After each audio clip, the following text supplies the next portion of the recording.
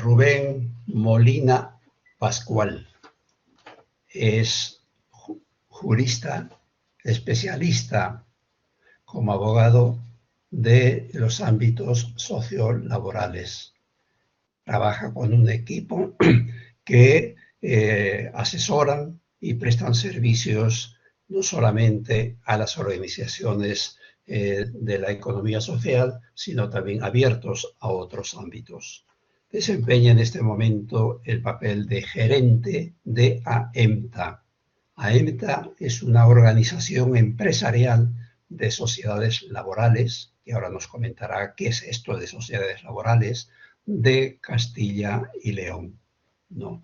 Esta organización, su misión fundamental es la representación ante terceros, ante las administraciones, ¿no? Defensa de sus posibles problemas, dificultades, el fomento de las sociedades laborales, de la economía social, etcétera, su consolidación y a su vez el desarrollo de este modelo empresarial. Como he dicho antes, esta figura jurídica única en España, dentro de Europa e inclusive en América Latina, ¿no? AEMTA, ¿no? Dice que es un modelo económico y social que se basa en la participación directa de los trabajadores en la empresa, que fomenta la cultura emprendedora a través de fórmulas de autoempleo colectivo en el ámbito de la economía social. Y por otro lado, AEMTA quiere consolidar estas sociedades laborales como un modelo de negocio en el que la economía se pone al servicio de las personas. Sin más preámbulos, doy la palabra a Rubén Molina, que nos va a hablar sobre este tipo de sociedades, el papel que juega no solamente en Castilla y León, sino también en toda España, dentro de la economía social. Rubén, tienes la palabra, por favor.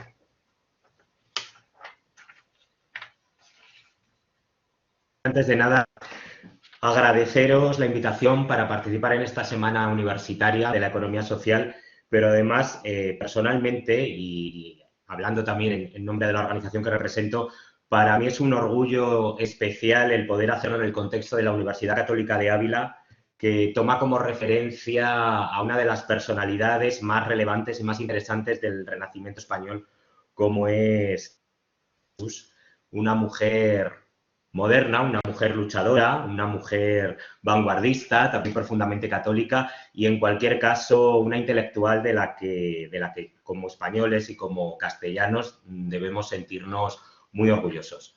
Muchísimas gracias, Pancho, como decía. Gracias también a los alumnos participantes, muy especialmente, sobre todo por la inquietud que manifiestan participando en estas jornadas acerca de un modelo de hacer economía que lleva mucho tiempo en funcionamiento, pero que en algunos aspectos, como puede ser en concreto el de las sociedades laborales, sigue siendo bastante desconocido.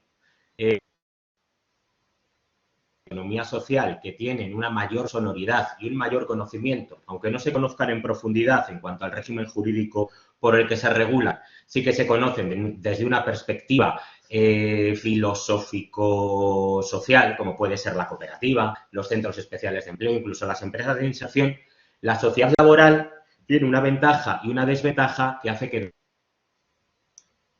no es conocida como comentaba.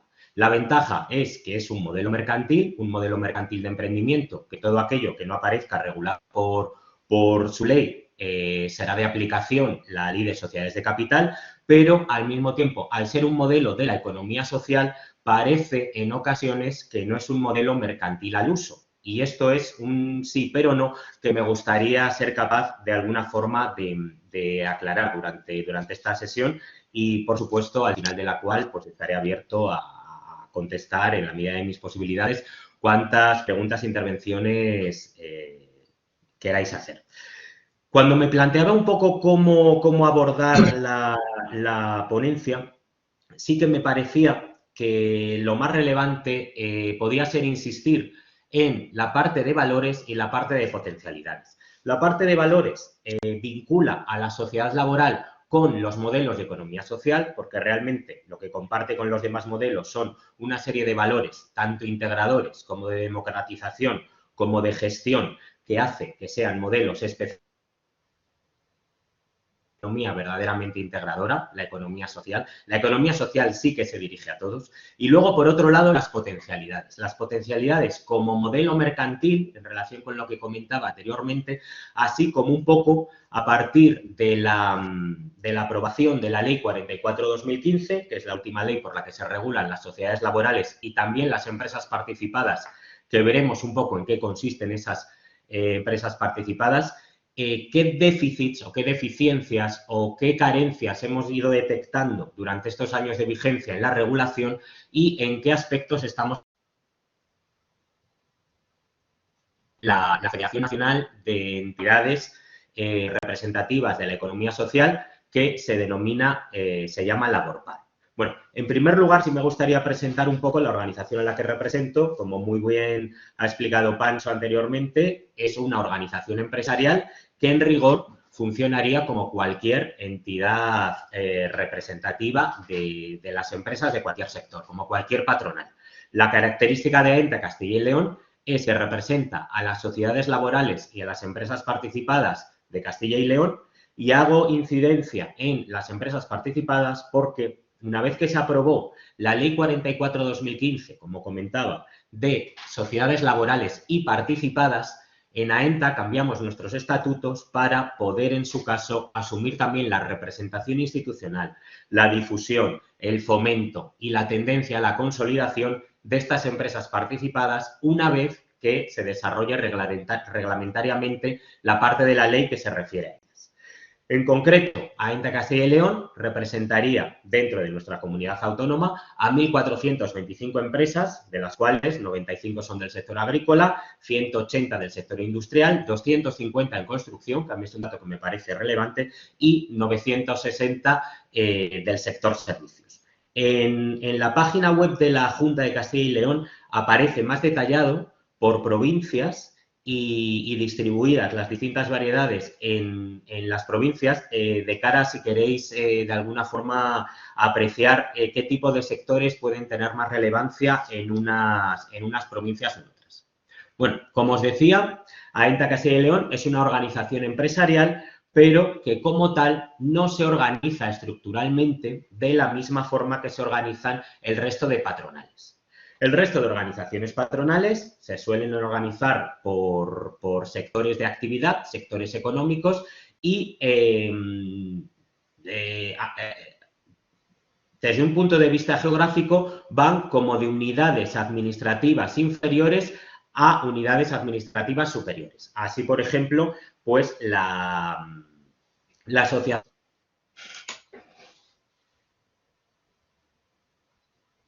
de Ávila, de la comunidad autónoma de Castilla y León, que se integraría a su vez en la Organización Patronal Nacional, sección hostelería, que sería la CEOL.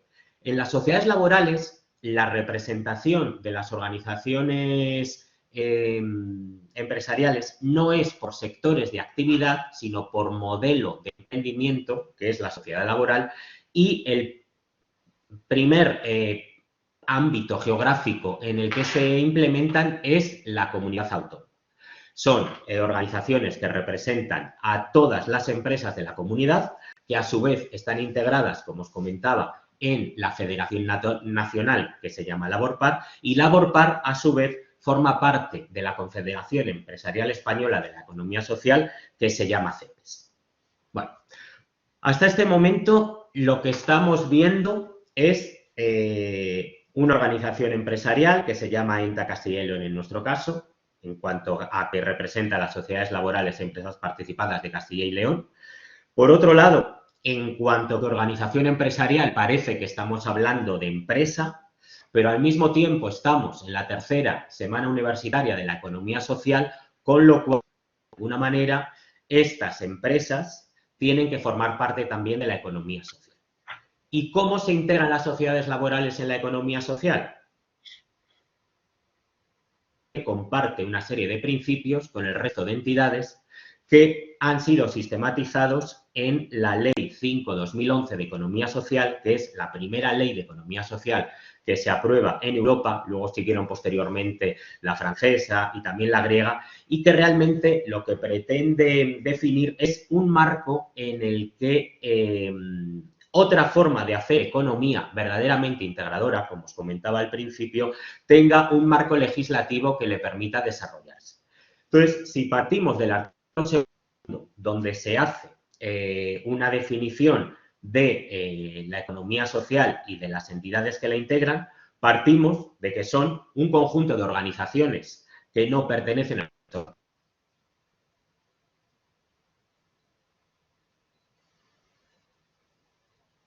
que funcionan de manera democrática. El principio de democracia en cuanto a la gestión es fundamental en todas las entidades de economía social, con igualdad de derechos y obligaciones entre los socios, practicando un régimen particular de propiedad y distribución de beneficios y empleando los excedentes para ampliar la entidad y mejorar los servicios prestados, tanto a sus socios como a la sociedad.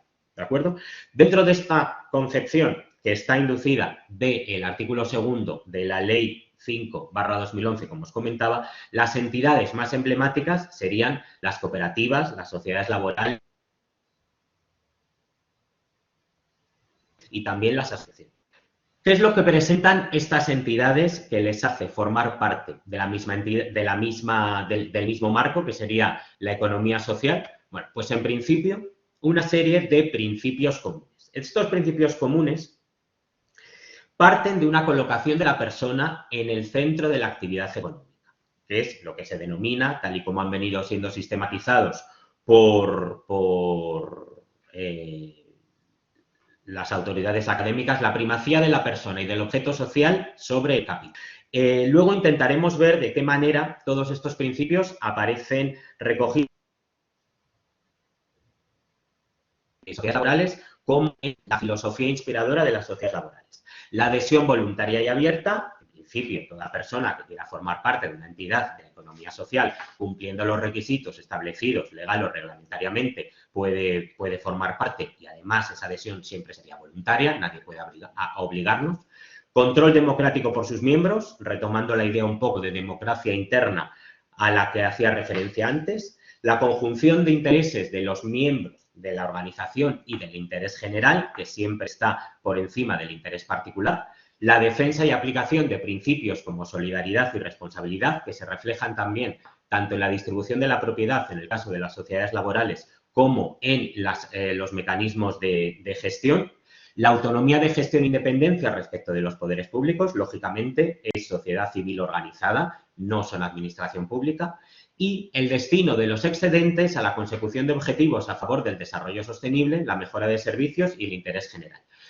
Aquellas entidades de la economía social que presentan algún tipo de excedente en su gestión económica, siempre que tengan ánimo de lucro, como pueden ser las cooperativas de trabajo asociado y las sociedades laborales, tienen una serie de limitaciones más filosóficas que reales respecto de esa distribución de beneficios, que hace también que como modelo no sean empresas 100% al uso, sino entidades de la economía social en las que aspectos como la integración, la mejora del entorno, la permanencia en el entorno y el objeto social por el cual se constituye tiene un valor superior a la mercantilización de las empresas convencionales, donde el reparto de beneficios parece que es objetivo prioritario. ¿De acuerdo?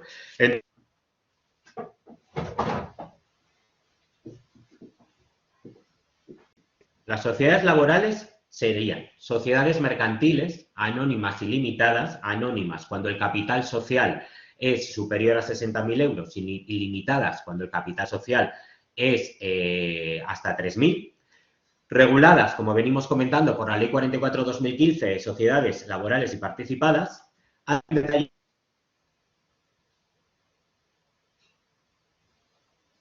No aparezca regulado en esta ley, se regirán por la Ley de Sociedades de Capital. La Ley de Sociedades de Capital es supletoria de la Ley de Sociedades Laborales, y en las que esta es la característica fundamental de las sociedades laborales, más del 50% del capital social esté en manos de socios trabajadores que, aparte de ser socios, propietarios, son trabajadores de la empresa, con lo cual se desplaza el centro de toma de decisiones del capital al trabajo. Estos trabajadores propietarios del capital social tienen que cumplir otro tipo de requisitos, como son prestar en la empresa servicios retribuidos de forma personal y directa y en virtud de una relación laboral por tiempo indefinido. Y luego hay otro elemento que limita la sociedad laboral, como es que ninguno de los socios tenga acciones o participaciones que representen más de la tercera parte del capital social. Es decir, de modelos mercantiles que en todo aquello que no aparezca regulado por su propia ley será de aplicación la ley de sociedades de capital.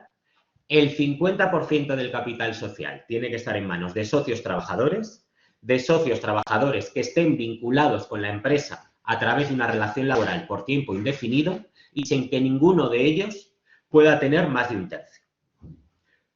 Este tipo de características, ¿en qué es en lo que incide? Pues indudablemente en el desplazamiento de la toma de decisiones del capital hacia el trabajador, como comentaba anteriormente, y al mismo tiempo en la democracia interna de cara a la gestión. Que ninguno de los socios pueda tener más de un tercio significa que las decisiones se van a tener que tomar siempre de manera consensuada. Y que la mayoría del capital social esté en manos de trabajadores vinculados a la empresa con una relación laboral por tiempo indefinido, introduce el otro factor fundamental de las sociedades laborales y una de sus grandes ventajas, que sea socio, propietario de la empresa, por el hecho de estar vinculado a la misma por una relación laboral por tiempo indefinido, tiene acceso al régimen general en lugar del régimen de autónomos, que siendo el régimen general muchísimo más protector con la situación de los trabajadores, especialmente en las situaciones de crisis empresarial. Vistas estas características esenciales, sí que me gustaría insistir un poco en el histórico de sociedades laborales. ¿En qué momento surgen? ¿Por qué se integran en la economía social al margen de porque compartan con esta una serie de principios? ¿Cómo ha sido la evolución del modelo? ¿En qué punto estamos actualmente? Bueno, aunque es cierto que a partir de los años 60 se pueden apreciar para modelos equivalentes a lo que después vendrá a ser la sociedad laboral, se entiende que la sociedad laboral en realidad surge como modelo mercantil amparado, promocionado y fomentado como tal por los poderes públicos a partir de la crisis del petróleo de 1973. Esta crisis lo que supone es que en España nos vemos sometidos a un proceso de reconversión industrial muy duro, especialmente en todas aquellas áreas geográficas que habían tenido un desarrollo industrial muy potente a partir de los años 50 y 60 del siglo XX, especialmente País Vasco, que obliga y nos lleva a el cierre de muchísimas empresas. Entonces, ¿qué sucede? Que empresas grandes que tenían una serie de estructuras organizadas y como empresas grandes controlaban todo el proceso de producción, no son rentables como tales, pero hay determinadas secciones de esas empresas que sí pueden tener viabilidad.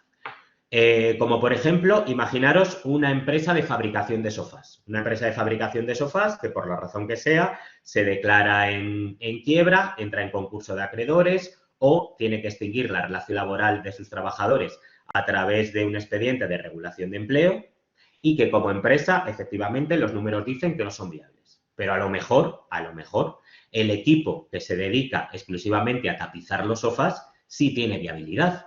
A lo mejor esa empresa, parte de los clientes que tenía, que lo que les pedían era que cubriera esta empresa la parte de tapizado, siguen funcionando. Entonces, de lo que pretende la sociedad laboral es que aquellas partes de la empresa, cuando no puede ser toda, que sí sea viable porque realmente los trabajadores que desempeñan esas funciones sí siguen teniendo hueco en el mercado, se puedan hacer propietarios, por lo menos de esa parte, que implica además en muchas ocasiones hacerse propietarios de la maquinaria, hacerse propietarios de las instalaciones, para que no se vieran abocados a una situación de desempleo, sino que pudieran seguir integrados en el mercado de trabajo. Este es un poco el contexto en el que surgen de manera informal las sociedades laborales. A partir de aquí se empieza a desarrollar todo lo que es el marco legislativo que las va definiendo y las va centrando de alguna forma. La primera sociedad laboral moderna, por decirlo así, se entiende que surge en País Vasco en 1979, si bien en los años 60 ya se produjo algo muy parecido con la empresa municipal de transportes de Valencia, que técnicamente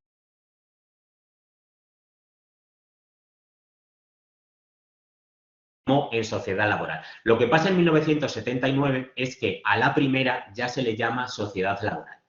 A partir del 82, en la medida en la que este modelo, de manera informal, amparado por los poderes públicos, pero sin tener todavía una regulación específica que lo dotara de un marco legislativo suficientemente amplio, empiezan a surgir las primeras agrupaciones representativas, primero en País Vasco, después Valencia y demás. En el año 1985 se produce un fenómeno que para el éxito de la sociedad laboral fue muy relevante, que es que se aprueba el decreto de capitalización del desempleo.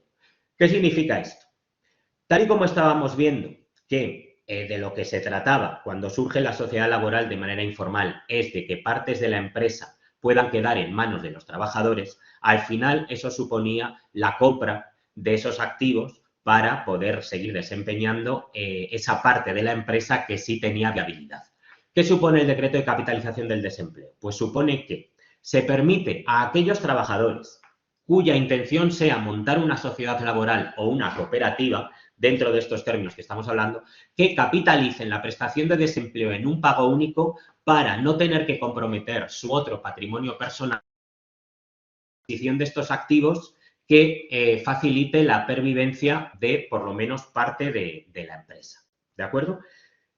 En 1986 surge la primera ley de sociedades laborales, a partir de ahí ya se definen las características esenciales que hemos estado viendo anteriormente y comienza realmente la vida legal de la sociedad laboral con una ley reguladora. Confesal, que fue la primera federación nacional, surge en 1987 porque entre el 82 y el 87, en esos 5 años, y debido al éxito que tiene la sociedad laboral, se van multiplicando las organizaciones territoriales representativas de las sociedades laborales en sus comunidades autónomas.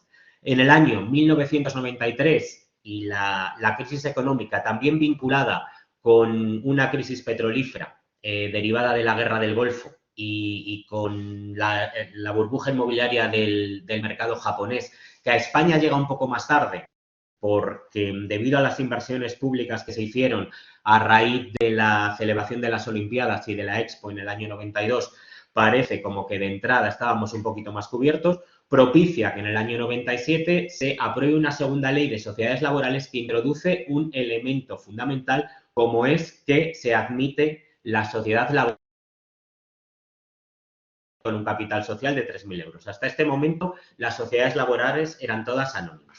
Tenían un capital social superior a 10 millones de pesetas, que era en la época 60.000 euros actualmente.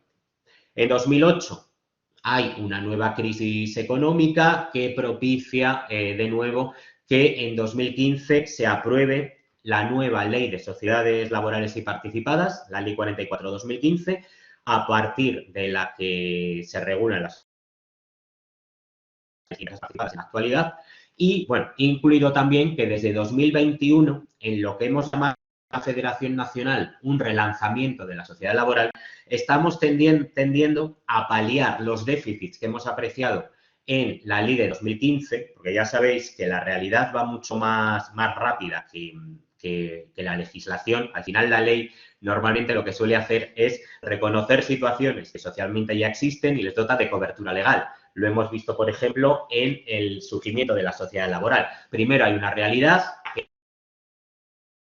la regularidad está amparada de manera directa o indirecta por los poderes públicos, pero desde las primeras sociedades laborales hasta la primera ley, que es del año 86, pasan unos cuantos años. Bueno, pues eso es una tónica dominante en cualquier factor social que esté en permanente estado de evolución y funcionamiento. La ley siempre va a ir un poco más por detrás de lo que impongan las necesidades. Entonces, desde 2021, como os comentaba, y en relación también, como se ha comentado anteriormente, de la implicación que el Ministerio de Trabajo y Economía Social tiene con la economía social, estamos intentando introducir una serie de reformas a esta legislación que posteriormente comentaré.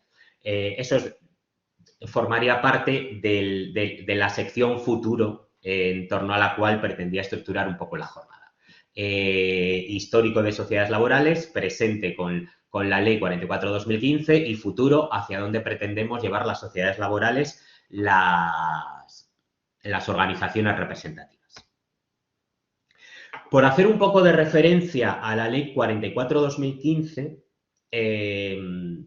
es una ley que en la medida en la que se refiere a sociedades laborales y a sociedades participadas, a lo que tiende esencialmente es al fomento de la participación de los trabajadores en la empresa, además con el valor añadido de que de lo que se trata es de que no participen solo como titulares o propietarios de parte del paquete accionarial, sino que se integren en los órganos de toma de decisiones. Esta es una de las grandes apuestas de la Unión Europea, la participación de los trabajadores.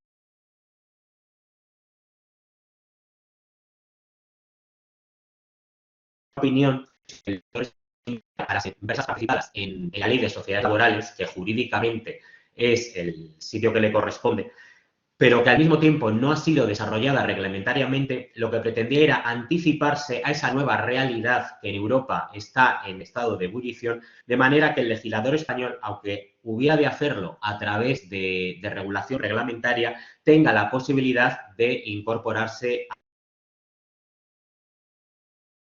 se vayan tomando sobre la incorporación de los trabajadores a las empresas. Entonces, esta ley en su conjunto es una ley de fomento de la participación de los trabajadores. Evidente en el caso de las sociedades laborales, donde al menos la mitad del capital social tiene que estar en manos de esos trabajadores, menos evidente en el caso de las participadas, donde de lo que se trata es de que los trabajadores puedan formar parte de los órganos de toma de decisión, más allá, como comentaba, de que haya empresas que tengan programas de incentivos traducidos a través de la entrega de acciones o participaciones que realmente no tienen ningún peso ni ningún significado en términos estrictamente mercantiles en el 100% del capital de la empresa.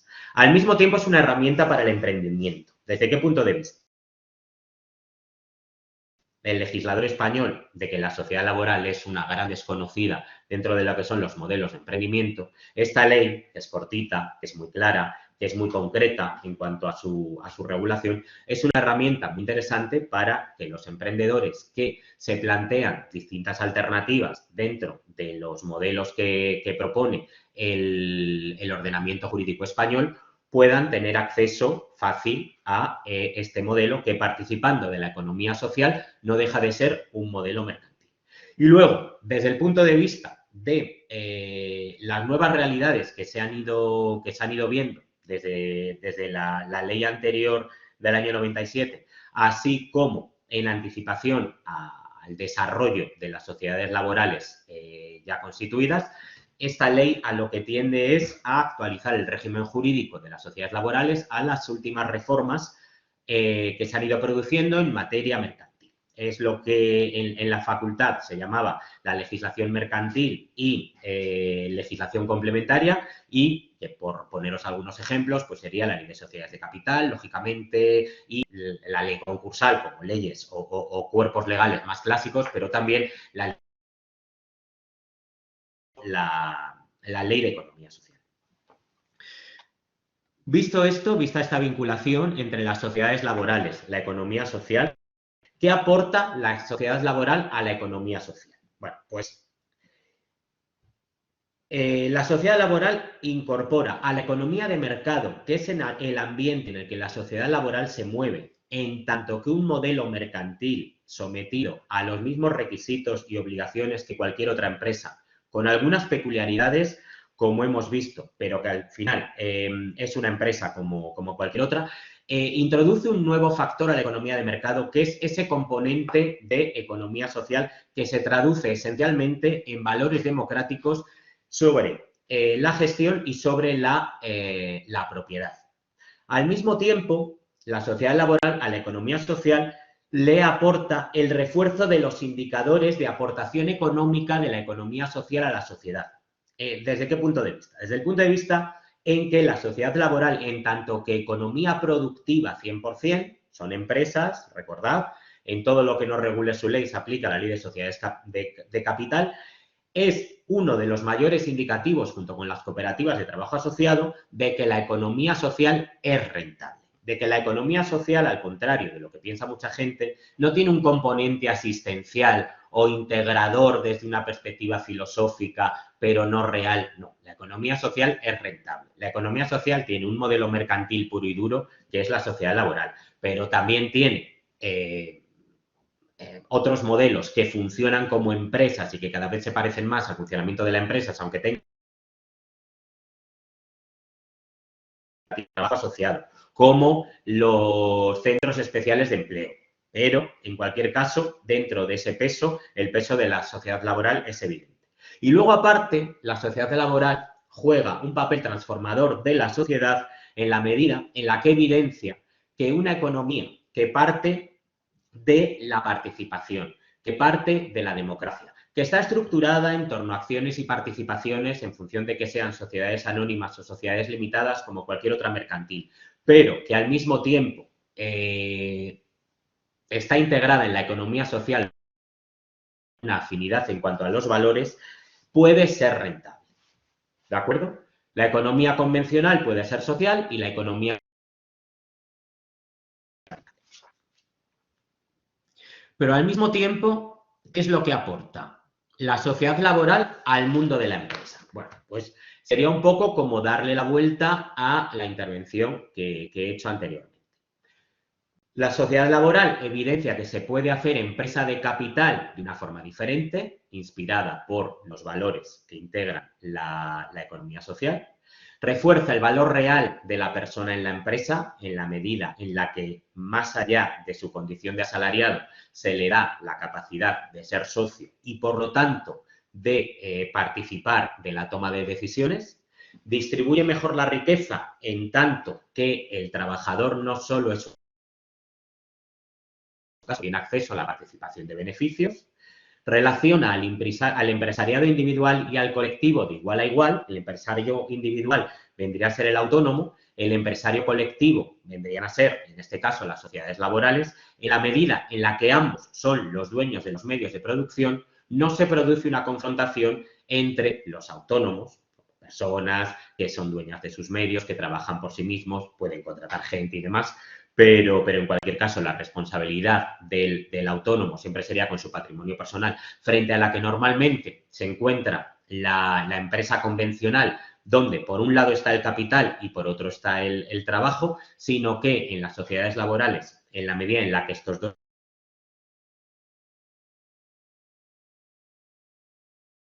están mucho más próximos del empresariado que del empresariado convencional, pone en valor la importancia de la participación de la persona en la empresa, el hecho de que los trabajadores sean tomados en cuenta de cara a la toma de decisiones tiene una importancia que hasta que no aprecie aún los esfuerzos que los socios trabajadores son capaces de hacer en las empresas en crisis no se da cuenta. O sea, realmente el hecho de que se asuma que la empresa es nuestra implica que frente a una situación de crisis tomemos una serie de decisiones que probablemente nos permita sacarla adelante. Mientras que una empresa en la que el capital y el trabajo se organizan de donde no se puede abordar el pago de salarios, lo normal es que tenga que implantarse un expediente de regulación de empleo y la empresa termina en cierre. Y luego, la sociedad laboral, de manera indirecta, incorpora esta figura de la empresa participada en la medida en la que el modelo más perfeccionado de empresa participada, que como os decía anteriormente, es una de las grandes apuestas de la Unión Europea para los años venideros, el modelo más perfeccionado sería la sociedad laboral. La sociedad laboral, nosotros pretendemos, además, desde que Juan Antonio Pedreño, el presidente de CEPES, es presidente también de Social Economy Europe, nosotros lo que pretendemos es que la sociedad laboral, sea el referente europeo para la construcción jurídica de la empresa participada, que parece su gran apuesta. ¿Por qué? Porque es un modelo que ya está regulado, perfectamente detallado, cuenta con una ley propia de ámbito nacional, además, y creemos que serviría para allanar mucho el camino a la verdadera participación de los trabajadores en la empresa desde una perspectiva. En cualquier caso, cuando hablamos de empresa participada, perdón,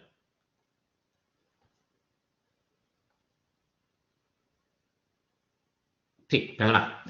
En cualquier caso, esta Ley 44/2015, ¿cuáles son las principales novedades que establece? Bueno, pues en primer lugar, regula la empresa participada por los trabajadores, que anteriormente no aparecía regulada. Como comento, se trata básicamente de una enumeración de aspectos esenciales pendientes de desarrollo reglamentario. Acepta la fundación, aunque sea solo por 2 socios, este aspecto es relevante. En la medida, como hemos visto al principio, una de las características fundamentales es que ningún socio de la sociedad laboral sea propietario de más de 1/3 del capital social, nos lleva a la conclusión de que como mínimo tiene que haber 3 socios. Eso sí que garantiza que la toma de decisiones tenga que ser democrática, porque siempre va a tener que contar mínimo con el acuerdo de 2. No obstante, en un afán por fomentar la constitución de sociedades laborales y facilitar de alguna manera los trámites, la Ley 44/2015 permite que durante 36 meses las sociedades laborales se puedan constituir solo por 2 socios que sean propietarios cada uno del 50% del capital social, con el compromiso de incorporar en 36 meses a un tercer socio. En este caso, la medida en la que se constituya por 2 socios tendrían que darse de alta en el régimen de autónomos, no participarían del régimen general hasta la incorporación del tercer socio. Por otro lado, introduce en los estatutos el precio de transmisión de las acciones o participaciones, que era uno de los inconvenientes que nos encontrábamos anteriormente, cuando alguna empresa no procede al reparto de beneficios, por la razón que sea, pues por acuerdo del órgano de administración, por acuerdo de todos los socios y trabajadores. Cuando llega el momento de la venta,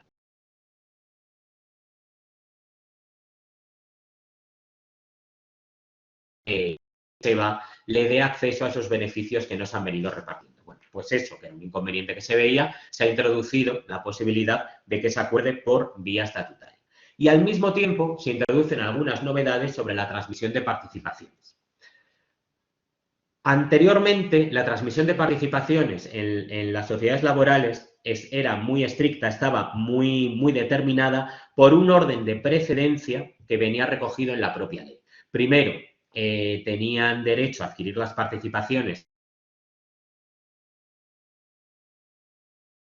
capital social, o en el caso de que algún trabajador quisiera venderlas,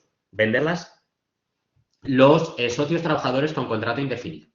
Si ninguno de estos las quería, en segundo lugar, en primer lugar, los trabajadores con contrato indefinido no socios. En segundo lugar, los trabajadores no socios con otra modalidad contractual.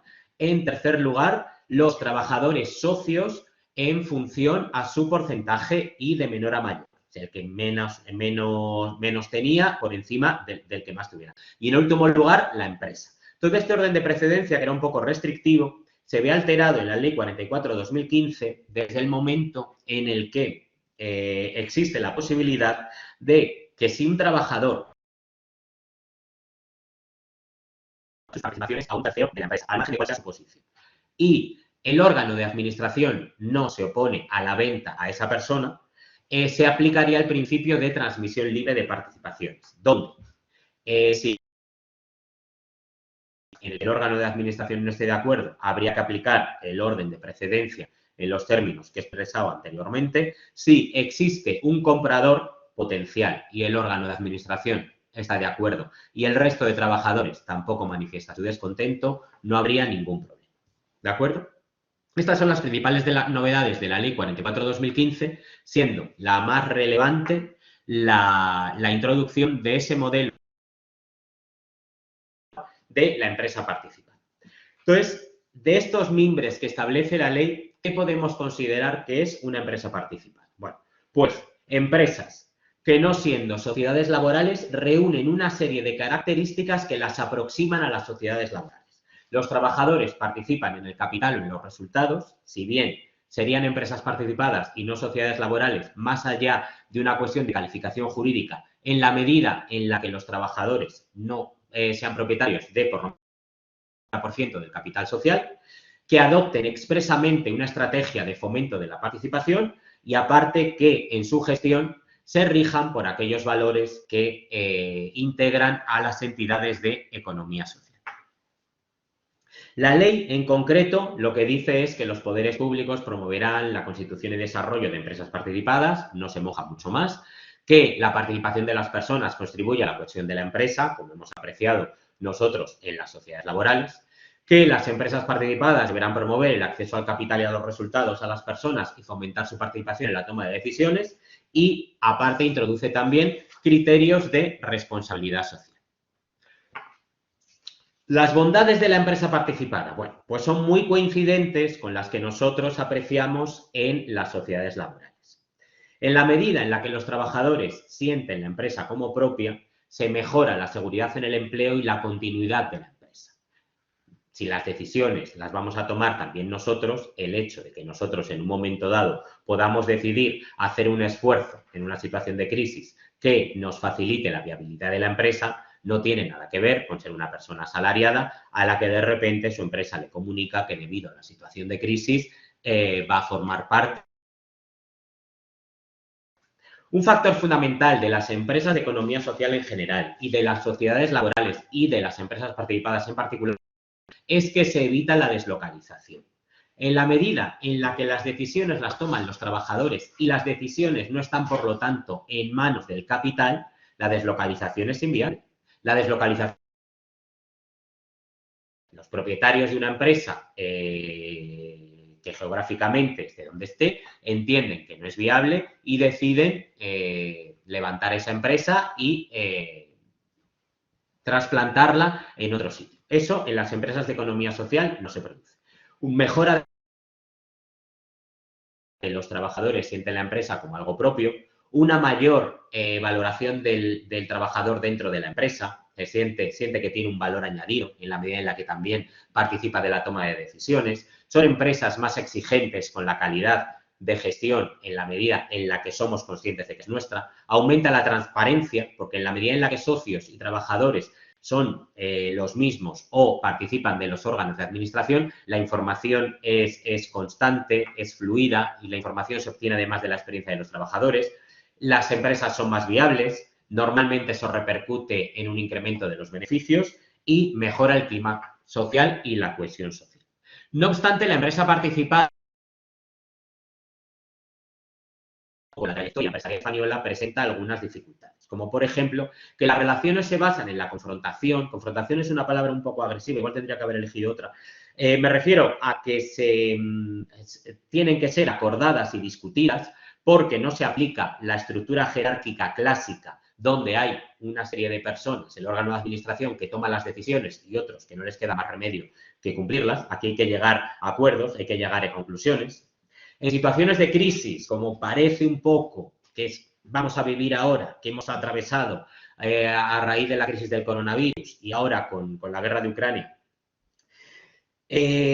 cualquier opción que se salga de lo convencional, que implique un emprendimiento, que implique introducir novedades que pueden asumir riesgo, tiende a decaer. La cultura de la propiedad y la cultura de dependencia, que son contrapuestas, la cultura de la propiedad, pues porque el empresario tiene sentimiento de propiedad sobre la empresa y el trabajador normalmente lo que ha desarrollado ha sido una cultura de dependencia respecto de la empresa que le contrata y en la que se toman las decisiones. Aquí se produce una fusión de manera que es una cuestión sociológico-educativa sobre la que hay que trabajar. Y luego, un inconveniente que nosotros hemos apreciado también en las sociedades laborales es cierto desinterés en la toma de responsabilidades y que nos ha llevado a encontrarnos el problema del relevo generacional en muchas empresas donde los trabajadores a quienes se ofrece la posibilidad de incorporarse como socios no manifiestan un especial interés. Y ya para ir terminando, sí me gustaría hablar un poco del futuro de las sociedades laborales, de cómo vemos nosotros el futuro y de esas modificaciones que estamos intentando introducir a la legislación tal y como está en vigor actualmente.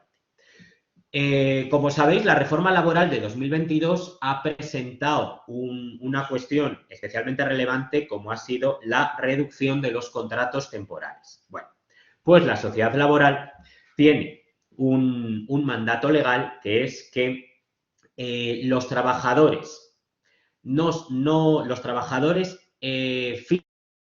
socios solo pueden trabajar sobre el total el 49% del total de horas trabajadas al año, ¿de acuerdo? En la medida en la que se restringen los contratos temporales, es de presuponer que se incremente el número de trabajadores con contrato indefinido, con lo cual esta proporción es probable que se tambalee, corriendo el riesgo de que se descalifiquen sociedades laborales por incumplimiento de este requisito del número máximo. El proceso en las sociedades laborales venía a ser el siguiente. Los trabajadores que después se incorporaban como socios, primero pasaban por algún tipo de contrato temporal que permitía que en la empresa el resto de compañeros, socios trabajadores, les conocieran, establecieran contacto con ellos. Una vez que terminaba su contrato, salían de la empresa, capitalizaban el desempleo y se incorporaban a la empresa adquiriendo un paquete de acciones o participaciones que la empresa ponía a su disposición o que otro trabajador les vendía. En la medida en la que la tendencia va a ser que los trabajadores estén vinculados a la empresa con un contrato indefinido, esta posibilidad, que para nosotros era una herramienta de integración de los trabajadores en la empresa, decae.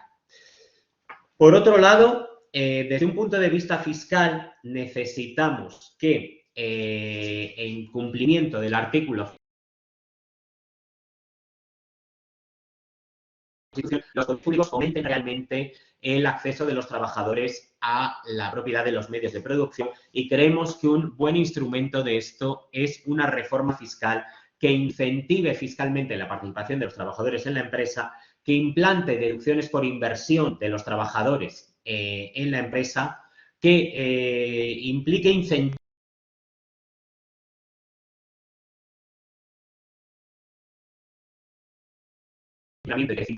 la bonificación, la cuota de IRPF derivada de las transmisiones de acciones y participaciones entre socios en los casos de jubilación y las transmisiones entre familiares, por lo menos hasta el tercer grado de consanguinidad. Otro aspecto relevante es que pretendemos que las sociedades laborales que se constituyen inicialmente por dos socios tengan la posibilidad de permanecer indefinidamente en el tiempo, no con la limitación temporal de 36 meses, constituidas por dos socios. Hemos apreciado el inconveniente de la inercia que se produce en muchas empresas. Entonces, una empresa que empieza funcionando con dos socios y que funciona es un problema tener que incorporar un tercer socio pasados 36 meses, especialmente cuando ha sido una empresa que por la razón que sea no ha procedido a contratar trabajadores, sino que sigue estando constituida exclusivamente por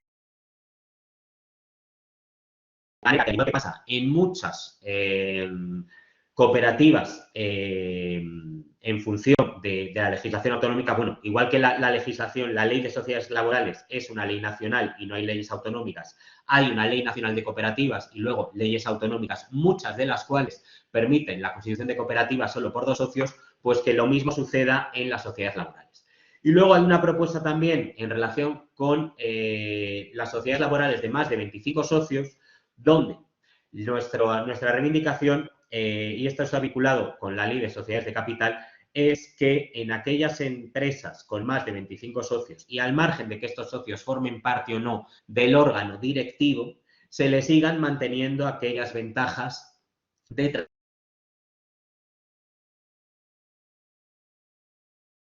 que no se les obligue a los administradores a entrar el régimen asimilado al régimen general de administradores, sino que sigan participando de aquellas ventajas de los trabajadores por cuenta ajena que suelen ser mucho más beneficiosos en las situaciones, sobre todo, de crisis empresarial. Y, por último, de deuda cuando se produce una sucesión empresarial y las deudas con las administraciones públicas, sobre todo con Hacienda y con Seguridad Social, pretenden derivarse a la sociedad laboral porque se produce una identidad tanto de objeto como de localización como de trabajadores en muchos casos. Lo que solicitamos es que a las sociedades laborales no se les derive la deuda de la empresa anterior cuando una sociedad laboral es el resultado de una empresa mercantil convencional que ha entrado en crisis.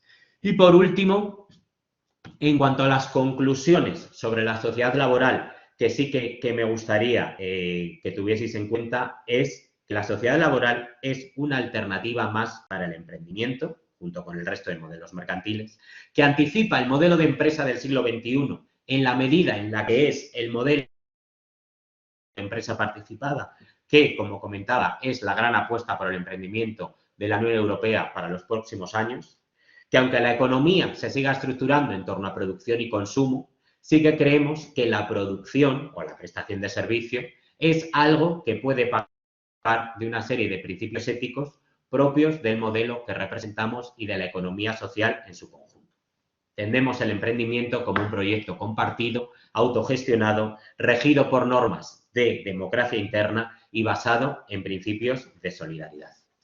Y por mi parte, nada más. Muchas gracias por vuestra atención y si queréis hacer algún tipo de intervención, quedo a vuestras órdenes. Gracias, Rubén. Yo creo que ha sido muy completa la información que nos has dado y se invita a que se revise posteriormente este material que tú nos has ido transmitiendo, ¿no? Y si alguno lo desea pedir, con tu autorización, podríamos extender este material, el PowerPoint que nos has explicado en esta mañana. Sí, por supuesto, Pancho, está a vuestra disposición y en cualquier aclaración a lo mejor que necesitéis previa a la distribución o lo que vosotros consideréis, cuenta con ella. Muchas gracias, Rubén. Yo no tengo ninguna pregunta. De los que están aquí presentes, me imagino que tampoco. Si te parece, Rubén, vamos a dar por terminado. Sabes que el viernes, el 31 jueves, por la tarde, no sé si has recibido, yo creo que esta mañana, anoche mandé la convocatoria de el cierre de la tercera semana universitaria de la economía social.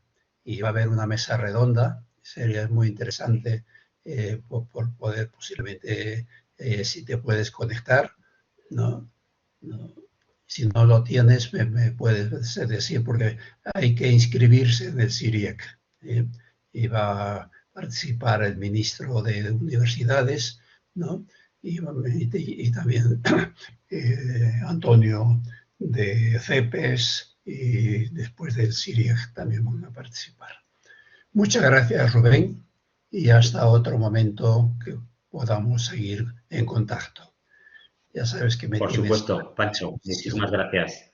A vosotros. Y felicidades por este éxito, un año más. Muchas gracias. Un cordial saludo.